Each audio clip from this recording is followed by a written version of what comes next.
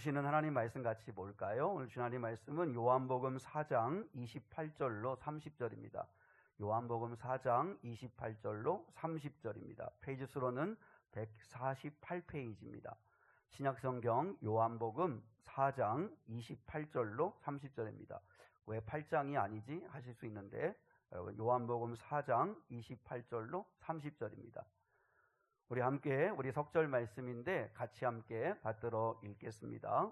요한복음 4장 28절로 30절 시작. 여자가 물동이를 버려두고 동네로 들어가서 사람들에게 이르되 내가 행한 모든 일을 내게 말한 사람을 와서 보라. 이는 그리스도가 아니냐 하니 그들이 동네에서 나와 예수께로 오더라. 아멘. 여러분 주보에도 있고 또 성경에 있는데 한 번만 더 같이 우리 청년들도 목소리를 내서 한번 읽어주면 좋겠습니다. 자, 주보도 보시면 되고 또 성경책 펼치신 분은 성경책에서 한 번 더 읽겠습니다. 시작. 여자가 물동이를 버려두고 동네로 들어가서 사람들에게 이르되 내가 행한 모든 일을 내게 말한 사람을 와서 보라. 이는 그리스도가 아니냐 하니 그들이 동네에서 나와 예수께로 오더라. 아멘. 요한복음 강해 순서가 8장입니다. 그래서 8장을 계속해서 오늘 주일 낮예배 시간에 나누어야 되는데 오늘은 요한복음 4장에서 사마리아 수가성 여인이 예수님을 만난 이 장면에서 우리 한 구절의 말씀을 붙들고 좀 같이 은혜를 나누려고 오늘 요한복음 4장의 말씀을 준비했습니다. 요한복음을 이렇게 다시 이렇게 쭉 읽는 순서가 돼서 읽다가 요한복음 4장에서 마음에 깊이 와닿는 은혜 되어지는 말씀이 있어서 오늘 다시 한번 준비했습니다.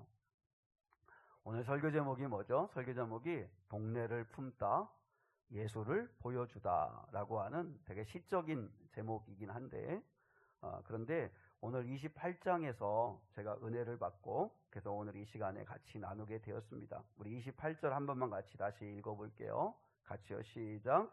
여자가 물동이를 버려두고 동네로 들어가서 사람들에게 이르되, 여기에서 동네로 들어갔다 하는 이 말이 너무 마음에 와닿아서 그래서 이 의미를 깊이 묵상하고 오늘 같이 나누게 되었습니다. 여러분, 많은 종교에서 거룩한 장소를 찾아 떠나는 순례가 있습니다. 이슬람의 메카 순례가 있고 또 힌두교의 인도에 있는 겐지스강에서 목욕하는 순례가 있고, 그래서 인도에서 태어난 사람들은 모두가 다 그 겐지스강을 아주 신성시하면서 거기서 목욕하고 세례받고 죄시름 받는다, 이런 의식을 행하는 그런 모습들을 우리가 보게 되죠. 불교의 또 성지 순례가 또 마찬가지입니다. 여러분, 이 순례의 목적은 원래 신앙의 흔적을 찾아서 신앙심을 고취하고자 하는 순수한 마음에서 순례를 합니다. 참 그런 의미에서는 좋은 일이죠. 그저 우리 기독교인들도 성지 순례를 하잖아요. 또 예루살렘에 가보기도 하고 예수님의 십자가에 못 박혀 죽었다고 하는 그 장소에 가보기도 하고 요단강에 가보기도 하고 그렇게 하지 않습니까? 그러니까 이렇게 성지를 순례함으로 인해서 지금의 삶을 더 잘 살기 위해서 가는 거라고 하면 그건 참 좋은 일이죠. 그런데 이 신성한 장소가 마치 따로 있는 것처럼 생각하는 것은 옳지 않다는 것이죠. 거기 가야만 만날 수 있는 신으로 여겨지면 그러면 이제 우리의 일상생활이 무너지게 될 수도 있다라고 하는 것입니다. 여러분, 기독교 안에도 특정 장소에 가야만 하나님을 만날 수 있는 것처럼 생각하는 사람들이 종종 있습니다. 저희 목회자들은 그래서 참 세미나를 많이 찾아다니는 경우도 있습니다. 이제 교회의 어떤 목회 어려움들을 좀 돌파하려고 여기가 좋다, 이게 좋다, 그러면 세미나를 순례하는 경우도 있고, 우리 성도들 가운데는 좀 답답하고 힘들면 기도원으로 도피하는 경우도 종종 보기도 하고 그렇습니다. 여러분, 그렇지만 하나님은 우리가 다 알고 있지만 예배당에만 계신 분이 아니잖아요. 하나님을 예배당에 가야만 만날 수 있는 분은 아니잖아요. 기도원에 특정한 곳에 가야만 만날 수 있는 하나님이 아니라 우리 하나님은 교회 안에서도 또 주방에서도 일터에서도 학원에서도 학교에서도 논밭에서도 또 병실에서도 어디에서도 우리 하나님은 우리와 함께 하신다는 거죠. 그래서 우리가 어디에 있든지 하나님과 함께하는 그 모습이 필요하다는 거죠. 물론 하나님은 우리 하나님을 섬기고 예수를 믿는 저와 여러분이 이렇게 모이는 교회, 흩어지는 교회의 역할을 잘 감당하기를 원하십니다. 그래서 주일날은 우리가 이 시간에 이 예배당에 이 공간 안에 모여서 하나님을 찬양하고 예배합니다. 이 주일 예배는 너무나 중요하죠. 모이는 교회로서의 역할을 하기 때문에 그렇죠. 그렇지만 또 흩어지는 교회로서 또 내 가정이나 삶의 일터로 갔을 때 거기에서 주님과 함께 동행하는 삶을 살아가는 것이 가장 중요하다라고 하는 것입니다. 여러분, 오늘 이 요한복음 4장에 나오는 이 수가성의 여인이 예수님을 만나서 여러 대화를 나누는 가운데 20절에 보면 무슨 질문을 했냐면 어디를 가야 하나님을 만날 수 있습니까? 어디서 예배를 해야 되는 겁니까? 유대인들은 예루살렘에서 예배해야 된다고 하고 우리 사마리아 사람들은 그리심산에서 예배해야 된다고 하고, 그러니까 왜냐하면 사마리아 사람들이 예루살렘의 성전 같은 성전을 그리심산에 만들어 놨거든요. 지었거든요. 그래서 그리심산에서 예배해야 됩니까? 예루살렘에서 예배해야 됩니까? 어디서 예배해야 됩니까? 하고 물어요. 여러분, 이 여인이 물은 이유는 뭐냐면 어디를 가야 하나님을 만날 수 있느냐는 거죠. 당신들이 말하는 예루살렘의 성전에 가야 하나님을 만날 수 있는 거냐? 거기 하나님이 계신 거냐? 아니면 그리심산에 그 예배당에 하나님이 계신 거냐? 어디를 가야 예수를 만날 수 있느냐라고 물었습니다. 그러니까 이 여인은 어디서 예배를 드려야 되는가 하는 장소를 물었습니다. 그런데 예수님께서 요한복음 4장에서 그 여인과 대화하는 가운데 어디서라고 하는 장소에서, 어디서라고 하는 장소, 어떤 장소에서 예배를 드리는가가 중요한 게 아니고 그거보다 더 중요한 게 있다. 더 중요한 게 있다. 그러면서 두 가지를 말씀하셨습니다. 하나는 누구를 예배하느냐, 누구를 예배하느냐, 또 하나는 어떻게 예배해야 되느냐 하는 걸 말씀을 해주셨습니다. 여러분, 먼저 첫 번째 우리가 생각하기를 원하는 건 우리는 누구를 예배해야 되는가라고 하는 것인데, 자, 주보에 있습니다. 21절을 보겠습니다. 21절 같이요. 시작. 예수께서 이르시되 여자여 내 말을 믿으라. 이 산에서도 말고 예루살렘에서도 말고 너희가 아버지께 예배할 때가 이르리라. 여러분, 오해하시면 안 돼요. 그리심산이나 예루살렘의 성전에서 이렇게 안식일날 또 주일날 모여 예배드리는 게 헛되다, 잘못됐다, 모일 필요 없다, 그거 아닙니다. 여전히 우리가 힘써서 모여서 예배를 드리는 귀한 가치도 있지만 그거 이전에 더 중요한 건 뭐냐면 아버지께 예배해야 된다, 아버지께 예배해야 된다 하는, 누구를 예배하느냐 하는 이 문제에 대해서 분명한 답을 가지고 있어야 한다는 거죠. 여러분, 요한복음 4장에서는 예수님께서 3번이나 아버지께 예배를 드리는 것이라고 말씀하셨습니다. 아버지가 누구이십니까? 여러분, 지난 특세 때 주님께서 너희가 기도할 때 이렇게 기도해라 라고 하면서 하늘에 계신 우리 아버지요 라고 하는 아버지를 알려주셨습니다. 그러니까 우리가 기도하고 예배할 때 기도를 들으시고 예배를 받으시는 대상, 우리가 기도를 하고 예배를 받으시는 대상은 하늘에 계신 우리 아버지다, 이렇게 말씀해 주셨다는 거죠. 하늘에 계신 우리 아버지요. 하늘에 계신이라고 하는 이 말은 멀리 계신, 가까이 할 수 없는 하나님이란 뜻이 아니고 전능하신 하나님이란 뜻입니다. 하늘에 계신이라고 하는 뜻은 하나님의 능력을 말씀하시는 겁니다. 하나님의 능력의 크고 넓고 높음을 이야기하는 겁니다. 그래서 하나님은 전능하신 능력이 있으신 분이다. 그게 하늘에 계신이라고 하는 뜻입니다. 우리는 땅에 거하지만 땅에 거하는 우리와는 전혀 다른 하늘에 계신 전능하신 능력의 하나님이시다.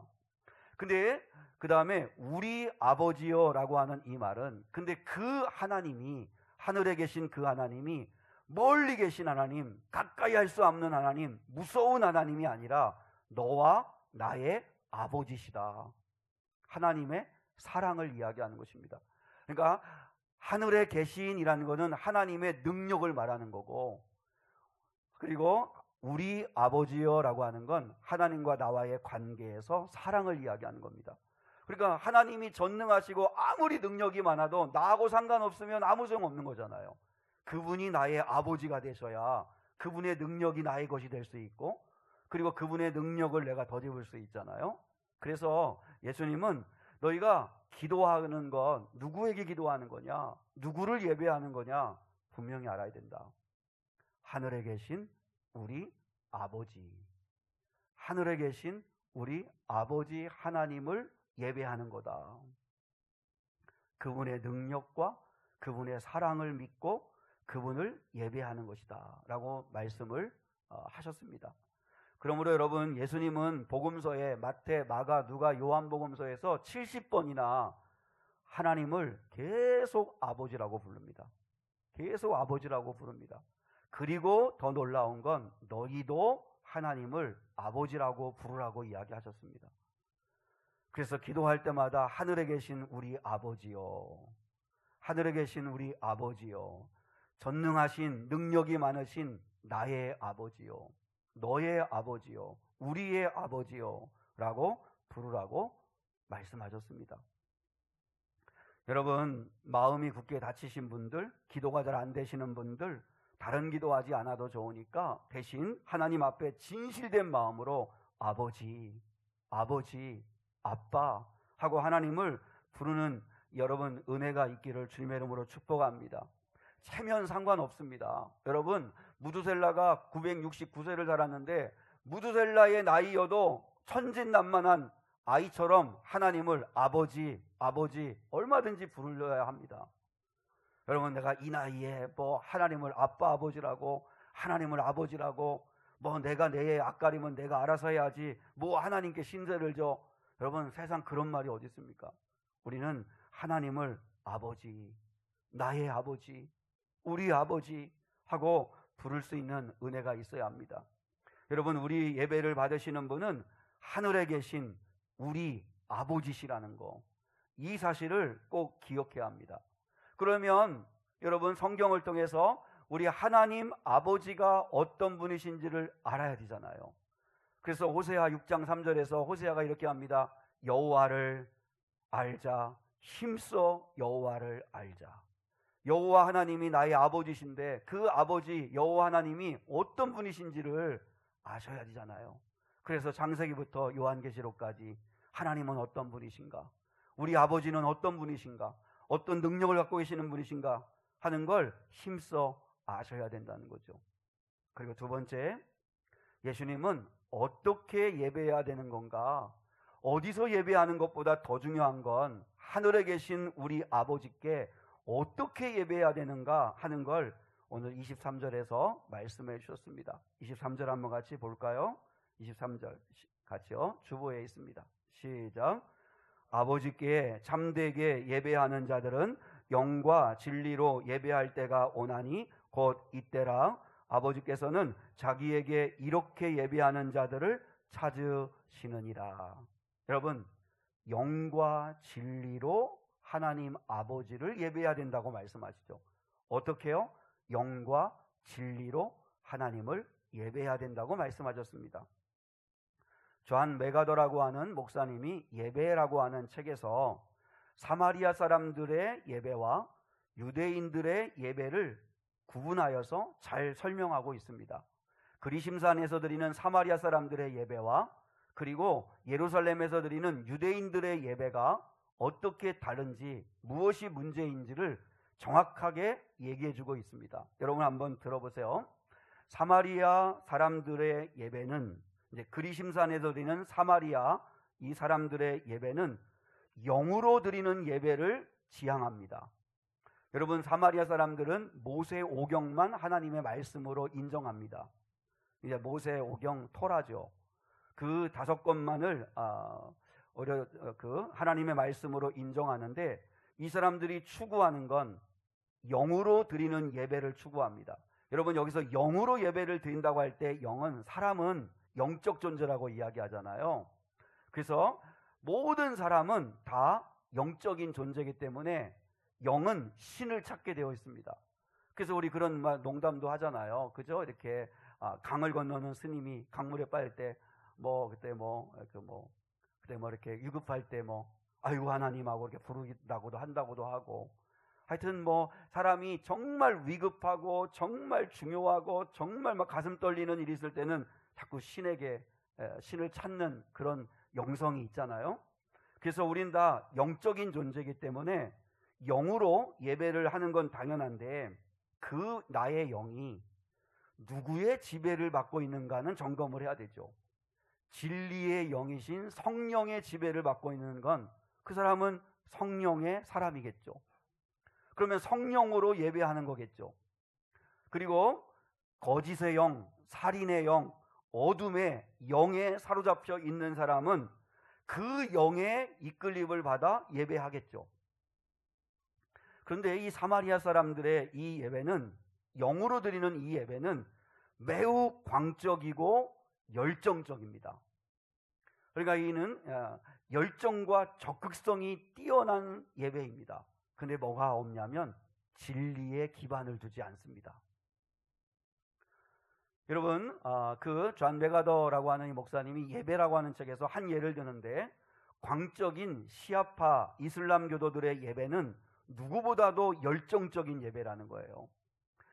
그래서 1년에 한 번은 이제 성지를 순례하는데, 회교사원을 이렇게 순례할 때 수천 명의 사람들이 모여서, 그때는 남자들이 어린아이들까지, 유아아이들까지도 심지어는 머리를 삭발을 한답니다. 빡빡 깎고 난 다음에, 그 다음에 그 회교사원을 이렇게 돌면서 이제 주문을 외우면서 기도하는 거죠. 주문을 외우면서 기도하면서 면도칼로 자신들의 머리를 그으면서 피를 철철 흘리면서 회교사원 앞을, 광장을 행진하는 예배를 드립니다. 얼마나 열광적이고 얼마나 광적이고 얼마나 소리를 치고 얼마나 뜨거운지, 완전히 정말 도취되어져 있는 그런 분위기 속에서 예배를 합니다. 근데 뭐는 없냐면 진리의 말씀은 없습니다. 여러분, 원시 종교를 보세요. 얼마나 영적이에요. 인디언들, 호주의 원주민들, 이런 사람들의 토테미즘을 보세요. 그래서 그 부족마다 제사상이 있어가지고, 그래서 자연을 섬기죠. 나무나 실력 강이나 아니면 바위나, 그리고 또 동물들을 신성시하면서 막 섬기죠. 그리고 조상신이나 귀신이나 자연신을 섬기는 무속신앙인들을 보세요. 얼마나 영적인지 몰라요. 얼마나 열심인지 몰라요. 얼마나 정성을 들이고 얼마나 광적으로 열심히 예배하는지 몰라요. 근데 여기는 뭐가 없어요? 진리에 기반을 두지 않는 예배라는 거죠. 반면에 유대인들이 드리는 예배는, 유대인들은 모세오경뿐만 아니라 시가서, 율법서, 예언서를, 구약을 다 인정합니다. 구약을 다 인정합니다. 근데 이 유대인들의 예배는 매우 율법적입니다. 처음부터 끝까지 율법적입니다. 율법적이다 보니까 어떤 영적인 분위기가 있냐면 매우 메마르고, 그리고 건조하고 형식적인 예배가 될 때가 너무 많다는 것입니다. 예수님이 마가복음 7장 6절에서 이 유대인들이 드리는, 예루살렘을 중심으로 해서 유대인들이 드리는 예배의 가장 심각한 문제는 뭐냐면, 입술로는 나를 공경하나 마음은 내게서 멀더다, 이거였습니다. 입술로는 말씀을 얘기합니다. 율법을 얘기합니다. 철저하게 율법을 지킵니다. 그런데 마음은 멉니다. 영은 함께하지 않습니다. 진실된 마음으로, 진정으로, 사모함으로, 뜨거움으로 예배하지 않습니다. 그들은 율법을 가지고 남을 정죄하고 판단하는 데만 씁니다. 그리고 자기를 과시하는 데만 사용합니다. 말씀 앞에서 나를 부인하고 나를 변화시키고 나를 깨트리는 그런 연단의 시간은 갖지 않습니다. 그래서 이 유대인들의 예배는 진리를 가지고 있고 진리를 외치고 있지만 영적이지 않고, 그리고 마음이 없고, 그리고 사마리아 사람들의 예배는 진리는 없고 매우 영적이어서 열광적이고 막 광적인 만큼 뜨거움으로 예배하지만, 그러나 예배의 대상도 예배를 드리는 그분께 어떻게 예배를 해야 되는가도 없는 그런 가운데 예배한다는 거죠. 여러분, 우리 한국교회도 성령운동을 한참 할 때 그때 외쳤던 구호가 하나 있습니다. 그게 뭐냐면, 옛날에 신앙생활 하신 분들은 아시겠지만 그래도 그때가 좋았어요. 잘못되는 성령의 은사를 경험하기도 했지만 잘못되는 경우도 있었지만 얼마나 사모했는지 몰라요. 얼마나 은사 받기 사모하고 은혜 받기를 사모했는지 몰라요. 근데 그때마다 계속 강조했던 게 뭐냐면, 머리는 차갑게 가슴은 뜨겁게 였습니다. 머리는 차갑게 가슴은 뜨겁게. 이걸 반대로 받아버리면 심각해지는 거죠. 그래서 머리가 뜨거워지면 이상해지는 거죠. 가슴은 차가워지면 냉랭해지죠. 은혜는 받았다고 하는데 사람이 그렇게 차갑고, 성경을 그렇게 많이 읽는다고 하고 기도를 그렇게 많이 한다고 하는데 왠지 사람이 향기가 없고 따뜻함이 없는 그런 경우도 있었죠. 근데 이 머리는 차갑게 가슴은 뜨겁게 라고 하는 이 모토 아래에서 대비되어지는 게 순복음교단하고 우리 장로교단입니다. 순복음교단은, 순복음의 교회의 예배는 엄청 뜨겁습니다. 엄청 열정적입니다. 그래서 여러분, 심지어 어떤 목사님이 저 잘생겼지요? 그러면 아멘! 아멘! 한답니다. 여러분, 그런 거에 아멘 하면 안 되는 거잖아요. 헛기침만 해도 아멘 한다는 말이 있습니다. 그만큼 아멘, 아멘 하고 얼마나 찬송하면 박수를 치고, 우리는 박수 치라고 해야 같이 치고, 쳐도 되게 성의 없이 치고, 그죠? 우리는 뭐 자발적으로 두 손 들고 기도하는, 두 손 들고 찬양하는 거 우봉철 사님 외에는 없고, 그죠? 두 손 들고 하십시다 해도 요까지만 들고, 그죠? 여기까지 들면 막 그냥 날개 축지가 어떻게 되는가 싶기도 하고, 아무튼 우리는 잘 인색하죠. 표현에 되게 인색하죠. 근데 순복음교회는 얼마나 표현이 뜨겁고 얼마나 적극적이고 그런지 몰라요. 그리고 순복음교단은 성령의 은사를 매우 강조하죠. 방언 은사 받아야 된다고 그러고 은사 체험을 아주 강조합니다. 반면에 순복음교단이 말씀이 좀 약하다 하는 그런 평을 받기도 합니다. 뜨거운 기도와 찬양이 있는데 열정적임에 불구하고 말씀을 묵상하고 그 말씀을 연구하고 그 말씀을 옆에 고뇌하고 그리고 그 말씀대로 살아내야겠다고 하는 이 간절한 마음의 적용이 조금 약하지 않는가 하는 이야기를 합니다. 물론 이건 생각의 차이일 수 있겠지만 이제 보통 그렇게 이야기를 합니다. 그러면 여러분, 우리 교회가 속한 장로교단은 어떤가? 장로교단의 예배 분위기는 사실 우리 교회는 그렇지 않습니다. 왜냐하면 저도 은사 경험하고 저도 뜨겁게 기도하는 사람이면서도 장로교 목사가 있기 때문에 그렇긴 한데, 여러분, 근데 보통 정말 전통적인 정통적인 이 장로교단의 예배는 차분합니다. 조용합니다. 눈알 굴러가는 소리도 다 들릴 만큼 정말 차분하고 조용합니다. 열정적인 뜨거움은 그렇게 많지 않습니다. 말씀 강해나 사경해에 아주 강합니다. 그래서 말씀을 깊이 있게 이렇게 파고들고 또 함께 나누고 하는 거에는 아주 강점이 있죠. 반면에 성령의 은사 체험이나 성령의 능력은 사모하는 부분은 조금 더 약합니다. 그리고 아멘 잘 하지 않습니다. 여러분, 좀 말씀에서는 아멘 할 수 있기를 원합니다. 그런데 여러분, 중요한 건 뭐냐면 이 두 가지 다 버리지 말아야 됩니다. 왜냐하면 이 서로의 장점을 극대화시키면 가장 좋은 거죠. 그래서 기도하고 찬양할 땐 좀 뜨겁게 간절한 마음 가지고 열정적으로 하고, 그리고 말씀 앞에 고뇌하고 말씀 앞에 씨름하고 말씀대로 순종해 보려고 하는 그런 마음을 갖고, 그리고 이 말씀이 왜 이런 건가 베레아 교인들처럼 또 묵상도 해보고 또 고민도 해보고 연구도 해보고, 그리고 무엇보다도 성령의 은사도 체험하고 그렇게 할 수 있는 성도들이 되었으면 좋겠습니다.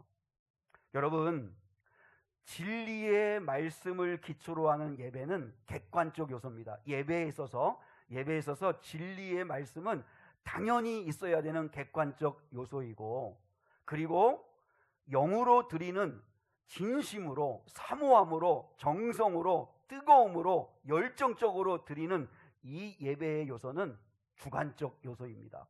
그러니까 이 두 가지가 다 우리 예배 가운데 있어야 되는 거죠.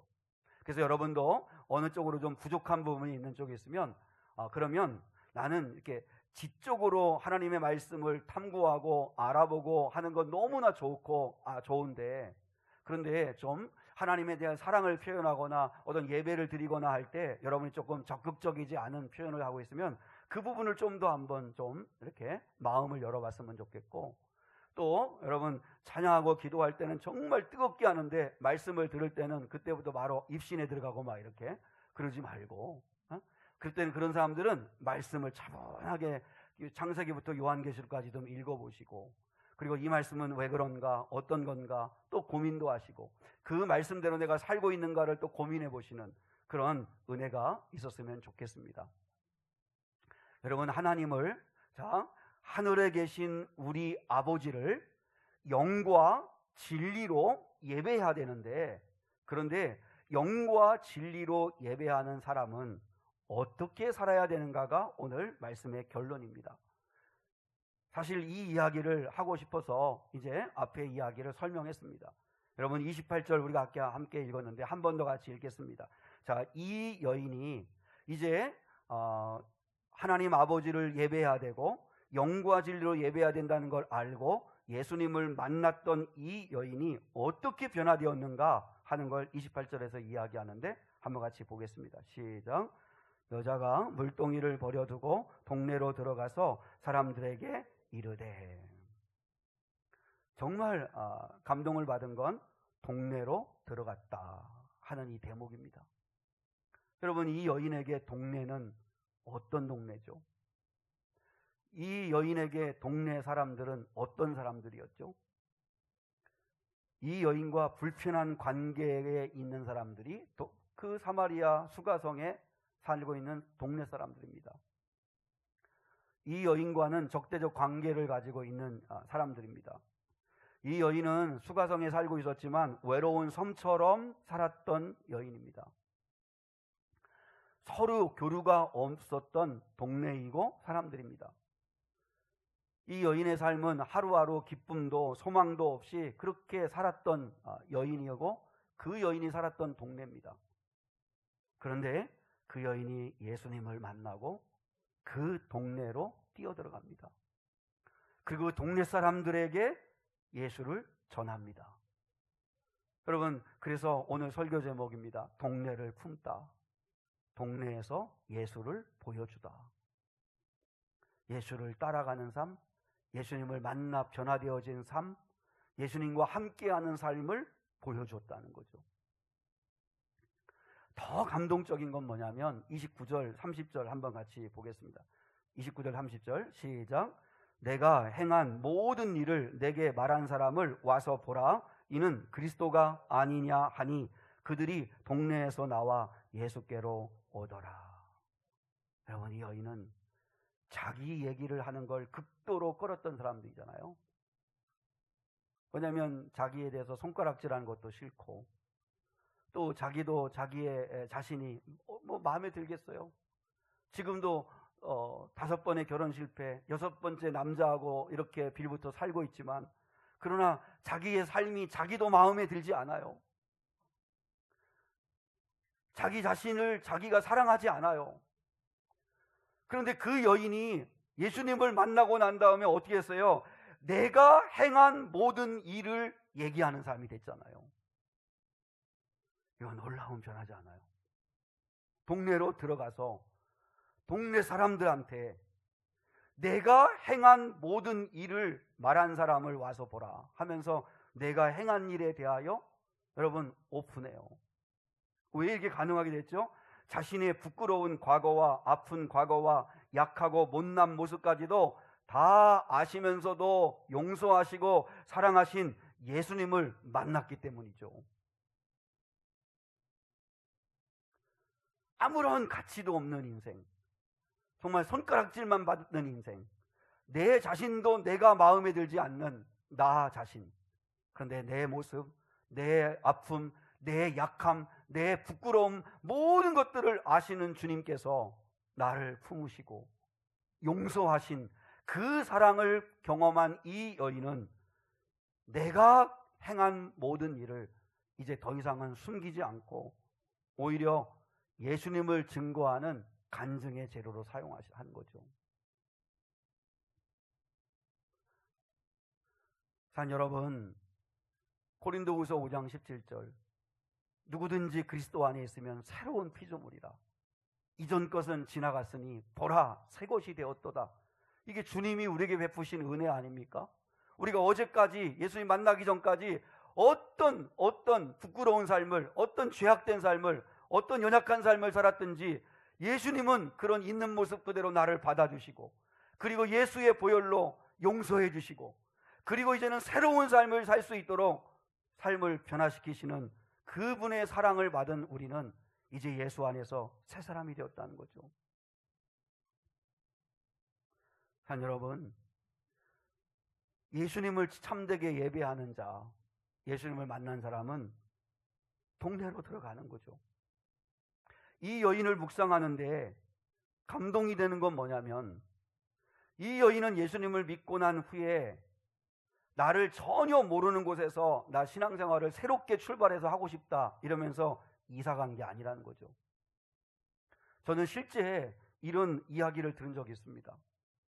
그러니까 교회에서 성도들이나 또 목사님도 그렇고 이제 부부간의 갈등이라든지 이 어려움들, 이런 얘기들을 또 자녀들, 왜냐하면 같이 1년, 2년, 10년 같이 신앙생활을 해오니까 서로를 너무 잘 아는 거죠.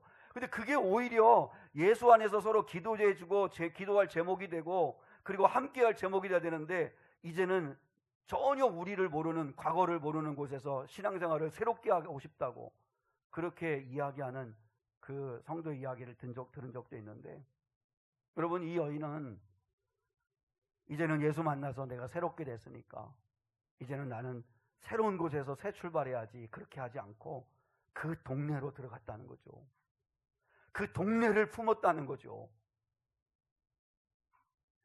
어디 특정한 장소에, 예루살렘에서 예배해야 됩니까? 그리심산에서 예배해야 됩니까?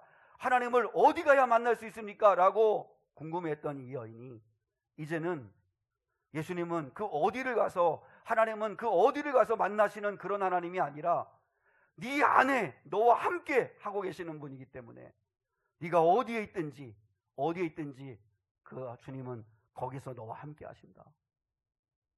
그 사실을 깨닫고 이 여인은 동네를 품습니다. 자기한테 상처 주고 아픔 주고 손가락질하고 적대적 관계 속에 있었던 그 동네 사람들을 품습니다. 그리고 동네 사람들한테 자기가 행한 일들, 지금까지 살아왔던 모든 과거들, 부끄러움들, 그거 예수 안에서 치유받았음을 얼마든지 이야기할 수 있는 사람이 됩니다.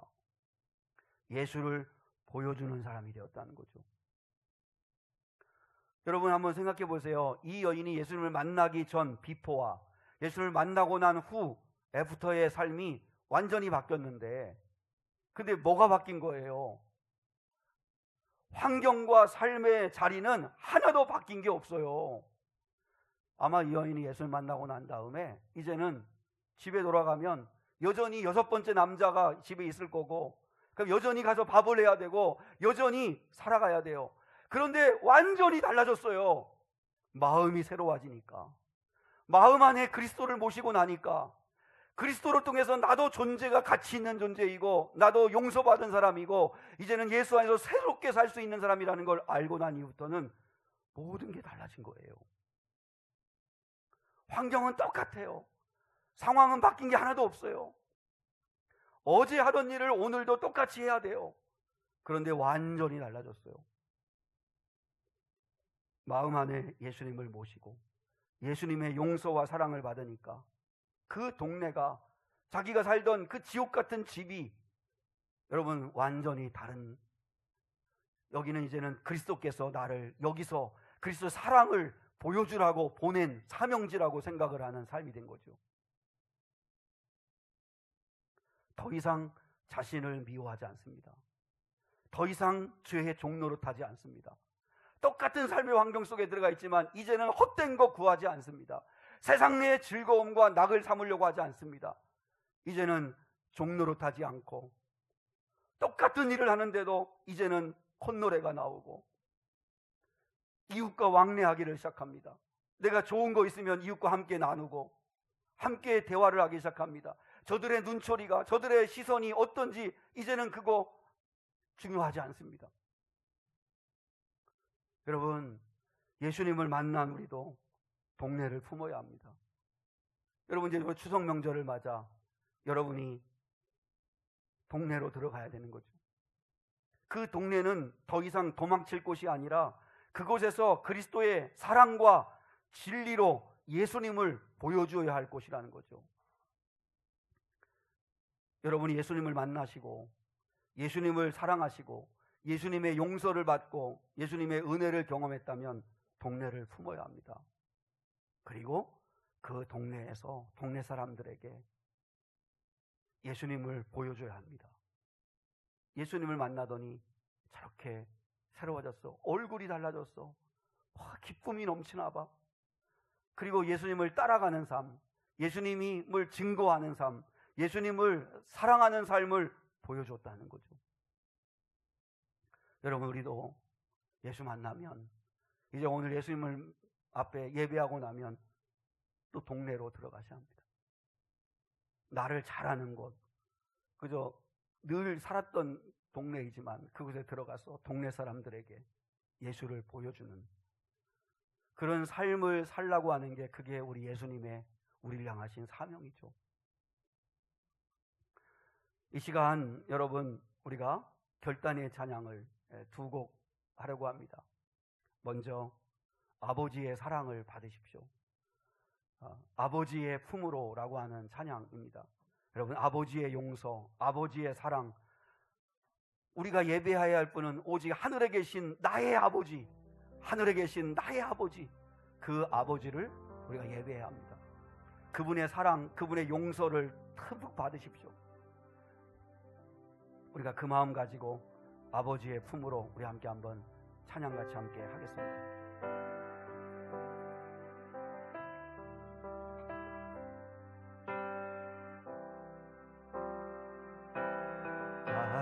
이제 돌아가리라. 아버지 기다리시는 본향으로 나 이제 돌아가리라. 아버지 안아주시는 본향으로 나 이제 돌아가리라. 나 이제 돌아가리라. 아버지 눈물을 흘리신, 아버지 눈물을 흘리신 그 품으로 나 이제 돌아가리라. 아버지 변치 않는, 아버지 변치 않으신 그 품으로 나의 어리석은, 나의 어리석은 지난 나를 이제 가슴 치며 회개하오니 나의 모든 죄를 용서하시고 그 사랑으로 감싸 주소서. 나 이제 돌아가리라. 나 이제 돌아가리라. 아버지 기다리시는 본향으로 나 이제 돌아가리라. 아버지 안아주시는 본향으로 나 이제 돌아가리라. 나 이제 돌아가리라. 아버지 눈물을 흘리신 그 품으로 아버지 돌아가리라. 아버지 변치 않으신 그 품으로 나의 방황했던 지난 날을 이제 눈물로써 회개하오니 나의 상한 마음 만져주시고 그 사랑으로 감싸주시옵소서. 나의 어리석은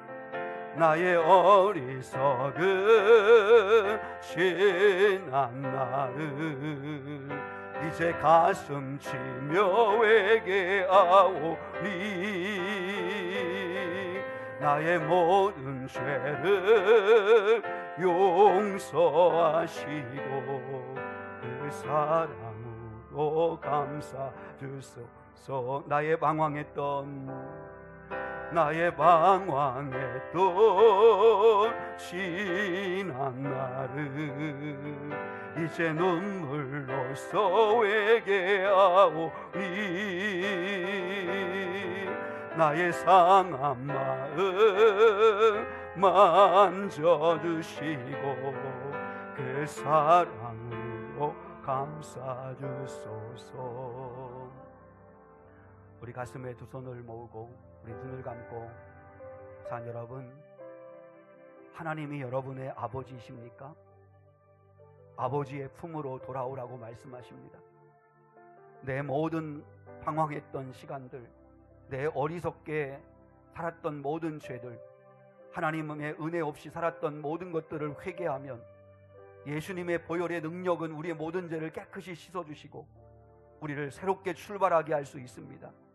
어제의 동네가 오늘은 완전히 다른 동네가 될 수 있고, 어제의 동네 사람들이 완전히 다른 동네 사람들이 될 수 있는 건 그들이 변화돼서가 아니라 내 안에 예수님을 모셨기 때문입니다. 이 시간에 우리 한번 하나님 아버지 앞에 기도하겠습니다.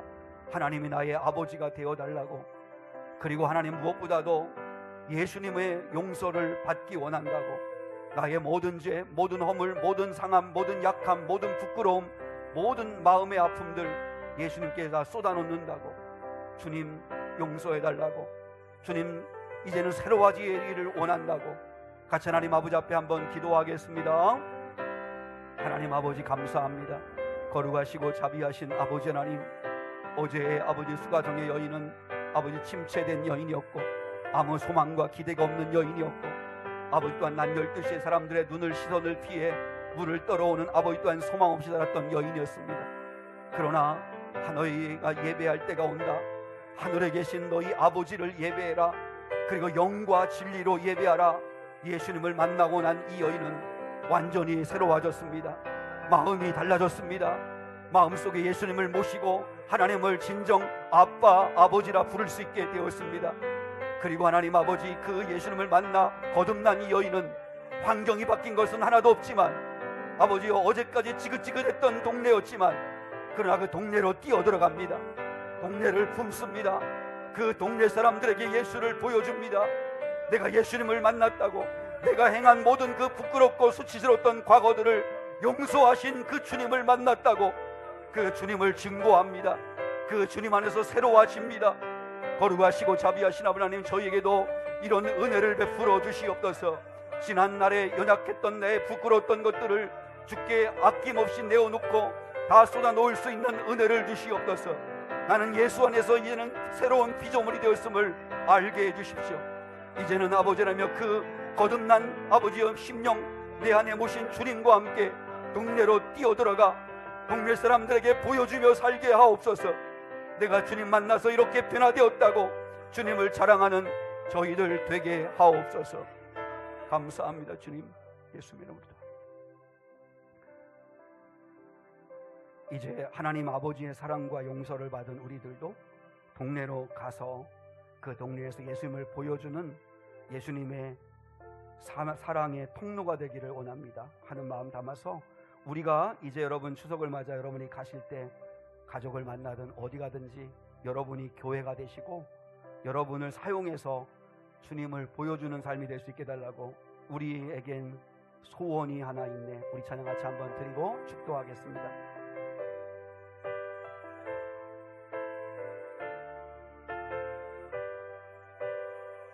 우리에겐 소원이 하나 있네. 우리에겐 소원이 하나 있네. 주님 다시 오시 그날까지 우리 가슴에 새긴 주의 십자가 사랑 나의 교회를 사랑케 하네. 주의 교회를 향한 우리 마음 희생과 포기와 가난과 고난 하물며 죽음조차 우릴 막을 수 없네. 우리 교회는 이 땅의 희망 교회를 교회 되게 예배 되게 우릴 사용하소서. 진정한 붕의 날 오늘 임하도록 우릴 사용하소서. 교회를 교회 되게 교회를 교회 되게 예배 되게 우릴 사용하소서. 진정한 붕의 날 오늘 임하도록 우릴 사용하소서.